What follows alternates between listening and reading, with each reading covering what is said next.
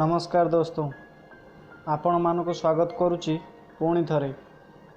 दोस्तों आज उपाय होउची 30 बुंदा महू को नहीं निजर पिला खुआई दिंतु, जो आपण पिला बहुत बुद्धिमान हम एवं जदि से आपण कथा मानु नहीं खराब सांग मानक सहित मिशुची तो आपण ये उपाय कले से आपण कथा मानिबा को लागिबो।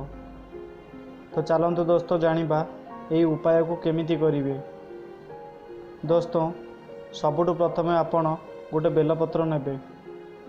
गोटे बेलपत्र माने सेथिरे 3 पाखुड़ा वाला थिबा, जेमिति स्क्रीन रे देखंतु जेमिति दिसुची बस सेमिति गोटे बेलपत्र नेबे। आउ गोटे तुलसी पत्र नेबे। यही 2टी पत्र को नहीं आपण शिव मंदिर को जिबे। आउ सेही 2 पत्र को भगवान शिव को समर्पित करिवे।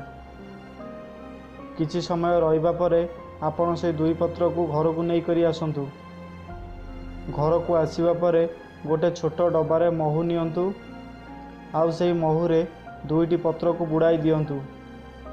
पूरा राति जाक रहिबा को दियंतु। सकाळ हेबा परे जो 2 पत्र को आपण महू रे बुड़ाई रखिछंती तो सही महू को आपण निज पिला मानकु 30 दिन पर्यंत टिके टिके करी चटाई दियंतु। एथिरे आपणक पिलार बुद्धि बढ़िबा को लागिबो एवं से आपणकर समस्त कथा को मानिबा को लागिबो।